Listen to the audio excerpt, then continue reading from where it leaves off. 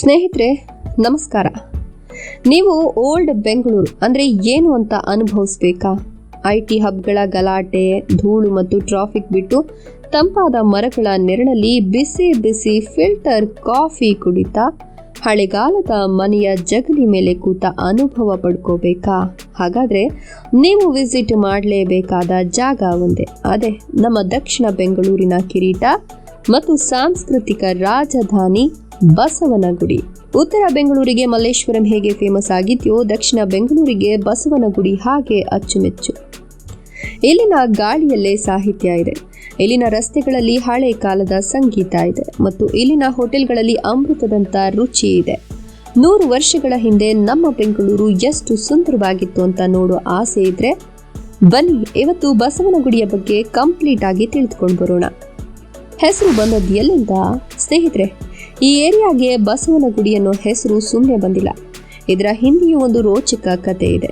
ಬಸವ ಅಂದ್ರೆ ನಂದಿ ಮತ್ತು ಗುಡಿ ಅಂದ್ರೆ ದೇವಸ್ಥಾನ. ಎಲ್ಲಿರೋ ವಿಶ್ವವಿಖ್ಯಾತ ದೊಡ್ಡ ಬಸವಣ್ಣನ ಗುಡಿಯಿಂದ ಈ ಬಡಾವಣೆಗೆ ಈ ಹೆಸರು ಬಂತು. 1537ರಲ್ಲಿ ಕೆಂಪೇಗೌಡರು ಕಟ್ಟಿಸಿದ ಈ ದೇವಸ್ಥಾನದಲ್ಲಿರೋ ನಂದಿ ವಿಗ್ರಹ ಇದೆಯಲ್ಲ, ಅದು ಒಂದೇ ಕಲ್ಲಿನಲ್ಲಿ ಕೆತ್ತಿರೋ ಅದ್ಭುತ ಶಿಲ್ಪ. ಬರೋಬ್ಬರಿ 15 ಅಡಿ ಎತ್ತರ ಮತ್ತು 20 ಅಡಿ ಉದ್ದ ಇರೋ ಈ ಬೃಹತ್ ಬಸವಣ್ಣನನ್ನ ನೋಡೋಕೆ ಪ್ರಪಂಚದ ನಾನಾ ಕಡೆಯಿಂದ ಟೂರಿಸ್ಟ್ಗಳು ಬರ್ತಾರೆ.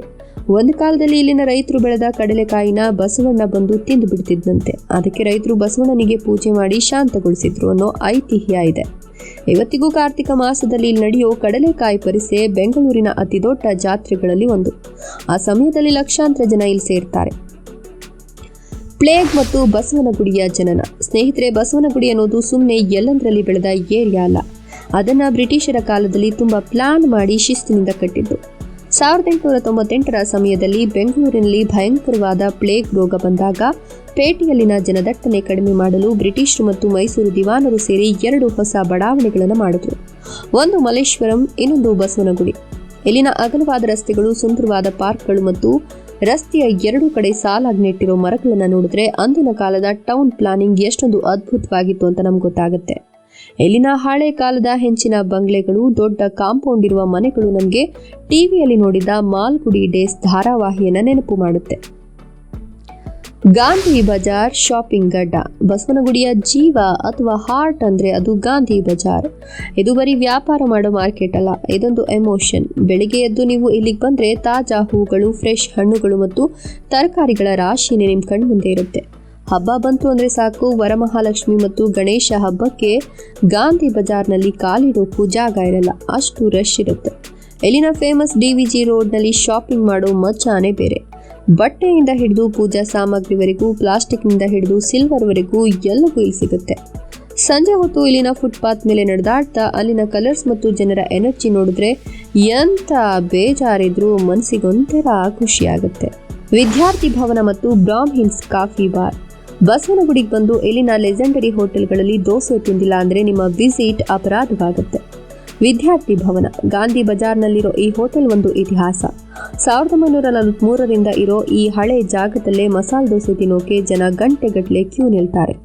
ಅಲ್ಲಿನ ವೇಟರ್ಗಳು ಒಂದೇ ಸಲಕ್ಕೆ 15ರಿಂದ 20 ದೋಸೆ ಪ್ಲೇಟ್ಗಳನ್ನ ಕೈಯಲ್ಲಿ ಬ್ಯಾಲೆನ್ಸ್ ಮಾಡ್ಕೊಂಡು ತರೋ ಸ್ಟೈಲ್ ನೋಡೋಕೆ 2 ಕಣ್ಣು ಸಾಲಲ್ಲ.